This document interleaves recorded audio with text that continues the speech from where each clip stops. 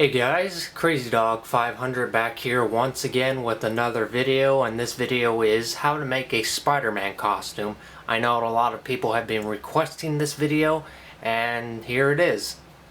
So to make this really simple and easy for you guys, I'm just going to show you how everything's done. First of all, you want to have a Spider-Man file, and I have one saved to my computer. This is what the file looks like. And there's different ways on getting a file. You can either order one from me.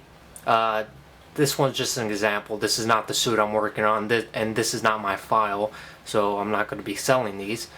But this is just an example. Like I said, you can either buy one from somebody on the RPF. There's a lot of people who sell files, or you can go on eBay and buy a file, and they're usually around $30–40. They're pretty cheap. And you just get one of those, or if you're really good at Photoshop, you can either make a file yourself.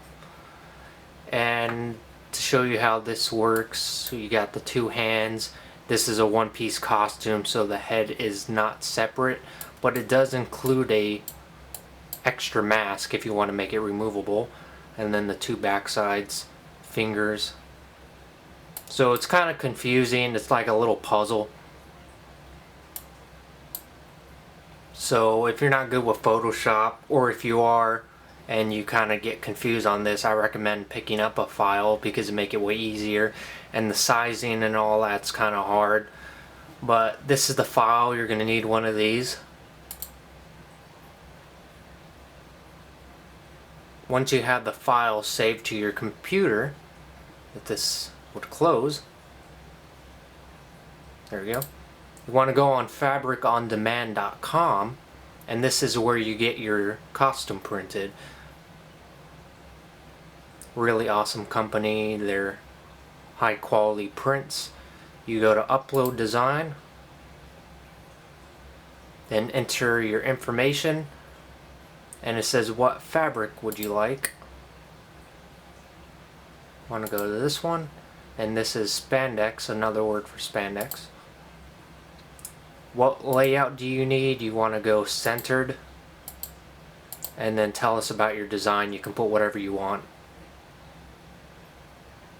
And then you go to select, find your file, and then upload. It should take a couple minutes depending how big the file is. Make sure you read all this if you're doing your own file. Maximum 300 dpl. And they're going to charge you extra if it's over 100 megabytes. So once you do all that, they'll send you a proof, and you go over it, and if it fits, then you just go ahead and say yes, print my costume, and then there'll be like, it's going to be 1 to 2 weeks. And like I said, they're really good. And if you want to get an idea how this works, just imagine putting spandex through a printer. That's basically the same idea. It's just white spandex going through a printer. So once you get that in, it should look like this. So this is my print that came in from Fabric on Demand. It comes out just like this. You can see the white spandex underneath the color. And this is the Amazing Spider-Man 2. And this is the official first Spider-Man suit that I'm going to be making. The prototype was just, like I said, a prototype, and the colors were a little bit off, but this one's more accurate, and it has darker colors and accurate webbing and lines. So once you get your suit in, it's just like this, laid out. Then you're going to need someone to sew your costume, and you can either have a girl by the name of Trophy Wife on the RPF sew it, or I'll give you her Facebook, and it'll be in the description below. She's really awesome, does awesome sewing work, and it just comes out perfect. So all you have to do is send her the zippers and this costume, and she'll sew it for you and send it back. And if you want to go all out, you can puff paint this costume also. Brings out the detail more. Here's a before and after right next to it, as you can see. It's a lot of work, but it really shows in the end, at the end results. And then for the webbing, if you want to go all out on that too, I used liquid latex just in the bottle, and this sticks to the costume really good. Everything sticks well if you do it right. A lot of people say no, it's going to peel off and all that, but in the end it comes out pretty good, and I like it. That's the way I do it. So I got a lot of work to do. I got to do this whole costume, all the blue. And here is what puff paint looks like.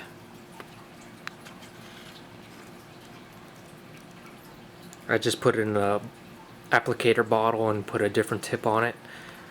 And then I clipped this whole fabric costume to a poster board using clips on the side to stretch it out a little bit.